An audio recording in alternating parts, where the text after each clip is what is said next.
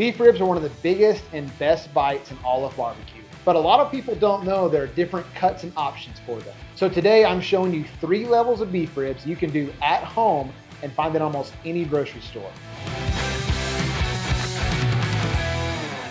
Beef rib number 1 is going to be the beef chuck short ribs. So oftentimes you see these in a fine dining element, with some type of sauce poured over the top of it or reduction.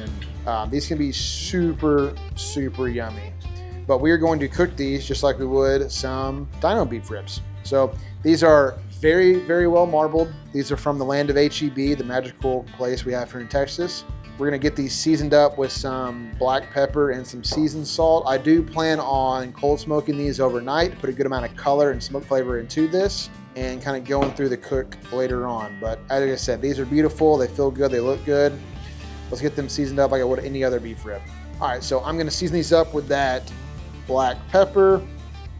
Now, unlike your big dino plate ribs, these are already cut up for us, so not going to be a problem though. I do plan on, I think it's going to give us some really kind of cool bark around the entire rib itself. So these things are actually going to turn out really, really cool. These short ribs here are just kind of cut off ends of the actual big dino plate ribs you buy in the store. The very, very tail end of it. They're found kind of near the brisket, lower belly side of the cow. Lots of intermuscular fat, so a very, very rich bite. That's why you often see it served in, high-level Michelin star restaurants and fine dining restaurants like that. It's just a very, very good cut of meat. Got that pepper on there, it's got a little bit of seasoned salt. So I'm gonna go fairly heavy with the salt aspect of this as kind of normal, just because it's such a rich protein. You definitely, can get too much of that kind of fatty richness with it. So the salt kind of helps cut back to some of that. I'm also planning on trying to wrap these in tallow as well. And tallow, while it is great, it can bland out your dishes if you're not careful. So if you do plan on using any type of tallow or any type of butter or fats to this when you wrap it, make sure you go a little bit heavier on the salt aspect of it. These are seasoned up. I'm gonna do like I do any other protein. I like to let the salt and the pepper kind of activate and stick to each other a little bit. So I'm gonna let them get nice and sweaty and kind of that glossy look to them before I go to put them on the pit tonight. These are going to shrink up just like a normal beef rib, where you're gonna see the meat kind of reduce on both sides of the bone. So you should kind of look a little odd when they come off. They'll be like a nice, like puffed up kind of meatball on a stick looking vibe to it. But they're going to be very, very good. So I'm pretty excited to see how these turn out. All right, beef rib option number 2 is the beef finger ribs. Once again, this is the magical land of H-E-B. These are actually some select ribs. So I was a little worried about the marbling, but I got to be honest, these have great marbling. So I think these are still gonna be really, really good. From my understanding, these are just basically the top portion of the prime rib, kind of the part they cut off. And the great thing about these beef ribs too, guys, is these were like $4 and some change per pound. That's a super, super nice budget, solid, friendly option that honestly, we should probably run a special on these at the restaurant. How they come out of the pack? Not great. They definitely don't have the prettiest shape to them. So they probably are not going to cook up the prettiest and most photogenic, but I bet they're going to taste absolutely fantastic though. Cool, so we can get these seasoned up. No binder, not really much of a binder guy, guys. I think especially if you take these right out of the cryovac, they have a little bit of moisture already on them. And plus, by going pepper first and then salt and let the salt sit for a while, that salt will actually pull some moisture out and kind of create a natural binder for us. Like any, well marbled piece of meat, good amount of salt on there. Again, I'm not a doctor, so definitely don't take advice from me on your salt intake. These are not gonna be on the smoker as long as the short ribs these days. They're just not quite as thick. So I'm gonna go a little bit heavier with the pepper on these to try and get as much color and smoke as I can on there. in that shorter cook time is my guess.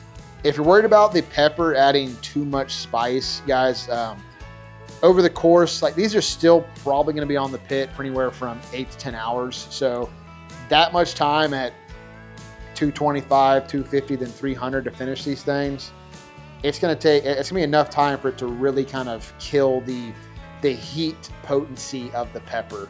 You'll still get a nice roasted pepper flavor like you would with a traditional Texas style brisket, but you're not going to have that spice factor from the actual pepper itself. Looks like all my sides are good. All the pieces of meat are seasoned up. So I'm gonna let these sit out, salt activate, and then we're gonna go fire up that smoker. All right, and the granddaddy of them all, the beef plate dino ribs.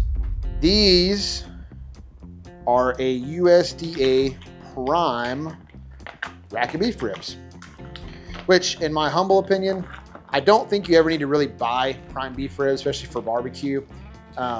Choice and sometimes even select beef ribs are well marbled, plenty enough.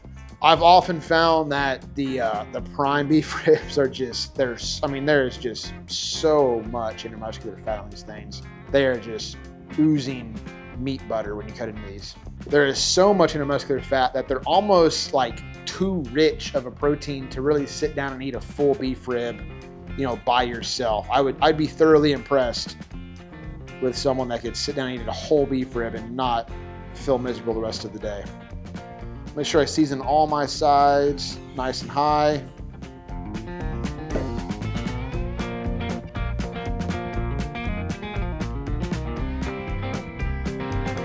As rich as they are, and as few times I ever get to actually eat these things, because when I go places that serve barbecue, we generally order everything on the menu, and I might take 1, maybe 2 bites of the beef rib. They're just so gosh darn rich. I will say these are, to this day, probably my favorite protein to actually cook though. I just think that they cook so beautifully. You get such good color on them when they're well marbled, especially like these primes are. They're just fun to cut into after it cooks. You just know like how great of a bite they're gonna be. And if you're ever looking for something to like truly wow your guests or impress people, these are a super solid option, albeit expensive. Now in saying that, the whole theme of the video is showing you some alternatives to these besides this, but that's kind of some Cooper 101, that these are my favorite thing to actually cook in the restaurant. One of the main reasons things are so expensive too is there's not many of them actually on the cow to take off and sell. So you only get about 4 of these per cow to actually take off and serve this style. And from a restaurant perspective, people often ask why they're so expensive on the menu. Well, here's one reason. These are almost $15 a pound.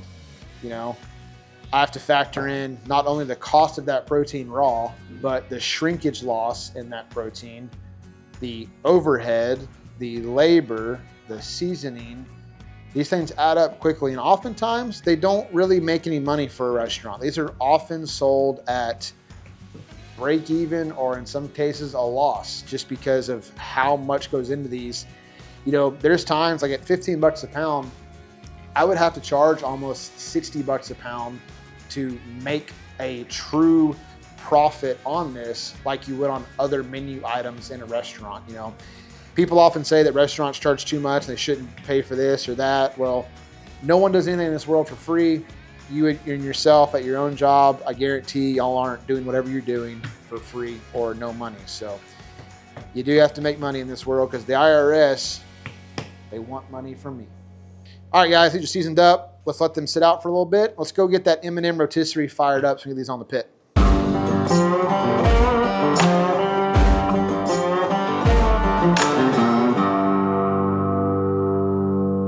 All right, all these proteins have sweated out. They've been sitting for about 25 minutes now.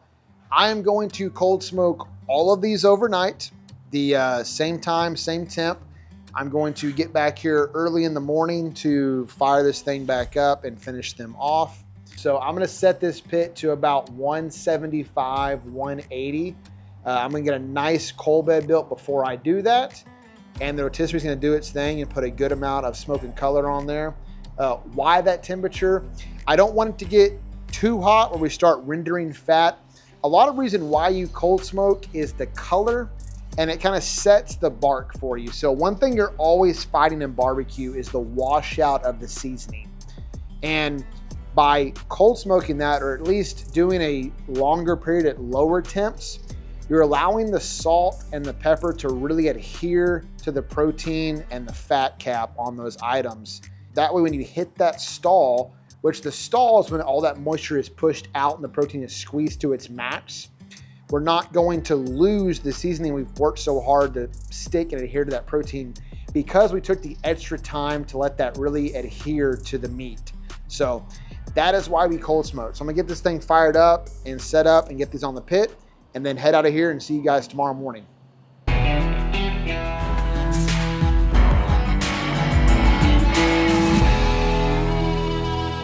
All right, these beef ribs are ready to pull. So let's get them off. Let's get them wrapped up in some beef towel and let these guys rest before we cut into them and have that final taste test. I'm going to put the short ribs into a third pan with some beef tallow in there and let them rest in that tallow and then cover this up versus individually wrapping them up.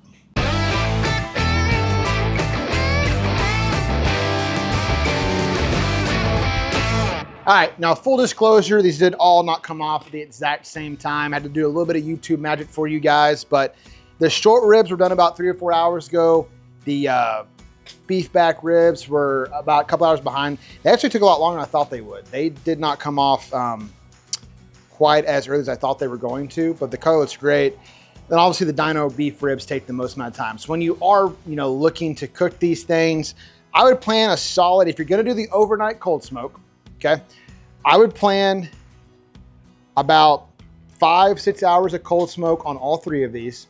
And I would do about 3-ish hours on the short ribs, about 5 to 6 on the beef backs, and then you're about 7 to 8 on the dino ribs. So just so you kind of have a frame of reference of, if you're planning on trying to feed people these items, that's about the time allotment it took for us to get this done today. We have come to the end of our 3 levels of beef ribs, and I am so excited to dive in. As always, the greatest producer, friend, PA in the game, Shane. I love that. I have every job. You wear every hat. That's the part of being a business owner is you wear every hat at all times. I understand it's a blessing and a curse. Yes, 100%. The blessing today is you get to devour a bunch of beef ribs. So. Yeah, these look good. So what was level 1? We did the short ribs. You should know that. You know everything. These are the beef back finger ribs, the ugliest beef ribs known to mankind. And then we have the dino beef ribs. So you ready to let's pull them out. Open them up, show them all? Cool. These are my favorite to pull out. We're gonna go these first. Yeah, those are cool. Everyone loves a big dino beef rib. I did lose a bone cooking it. It's part of it. They kind of shrink up really quick. So let's make sure we pour all that good beef tallow on there because... Yeah, and that's part of why they're so expensive, right? There's only a couple of those bones on the whole cow. Yeah, I mean, like I said, to really make money on these, you have to charge like 45, 50 bucks a pound. Yeah.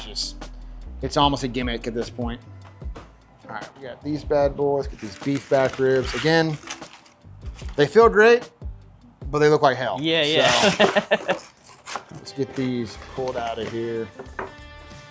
One thing I will say about those, though, is they're very inexpensive, right? These were under $4.50 a pound, I believe. So dang, that's pretty compared pretty to that. good. That's like what, 12? These were almost, I think 14 a pound. Jeez. This is crazy. And let's get one of these little brisket bombers in here, as we're calling them. Little baby bites. It's kind of nice, right? The whole concept of this challenge was, these are great, but they're big and they're expensive. Mm-hmm. Not everyone wants to devour a whole beef rib or can even eat a whole beef rib. Right, yeah. So these are definitely some great alternatives to that. So let's dive into it. Let's just go to the little short ribs first. Let's get after it, pal. You gonna have one? I'm gonna do it. Let's do it. Cheers, bud. Let me get a little towel on. Oh yeah, that's a good call. All right, cheers. Oh wow. These are good. They're actually really good. It tastes really similar to the beef rib, but because they're so small, you can get a lot more seasoning like per bite. It's just like a big bark. It's almost like just eating the bark off of one of these. It's the best part of them already being cut like that too. You get the bark from the entire bite of it. Yeah, it's nice. I've never actually had one these short ribs not like braised. Same. This is the first time I've ever like tried a pasta or risotto or something like that. That's solid. All right, now for the finger ribs. Again, these are the ugliest things I've ever seen in my entire life. They are pretty ugly. But the color, good color. I don't know if I gave you any meat, but there you go, brother. There's some on there. Yeah, take a look at this. But again, this rack was what, 20 bucks? For two. They taste great, dude. That do really good. Yeah. I mean, I'm actually glad you kept the membrane on, because I think that if you took it off, this would just all fall apart. And it adds a little bit of like a snap to it in a good way. I think that if price and volume is sort of like an issue for you, or just something that you're concerned about, these are a really great alternative, because you're getting the same flavor profile across them. I mean, there's a little bit of difference to them, but for 20 bucks for 2 racks of ribs, that tastes just like a dino beef rib, bite-wise, flavor-wise. And those are delicious. Yeah, it's really good. All right, and now for the final challenge, the ultimate beef rib. It's one of the best bites in barbecue, I feel like, yeah. It is. It's basically brisket on a stick is what everyone refers to it as. It's definitely more expensive than brisket. It is crazy expensive, but... it also looks cool as hell when you eat it. They are my favorite thing to cook for a reason. Look at that thing.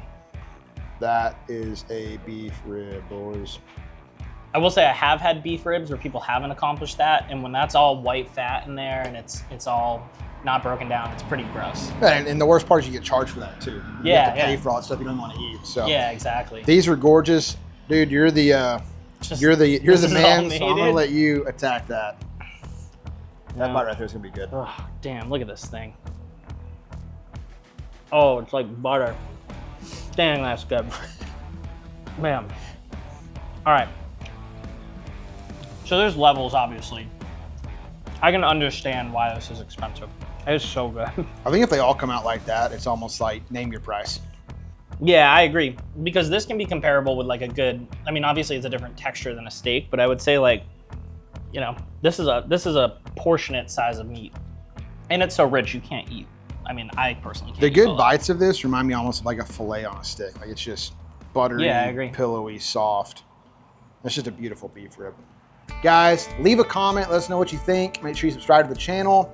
Check out Shane's channel as well. All the stuff, he's got some great content over there as well. Thank you all for watching, and God bless.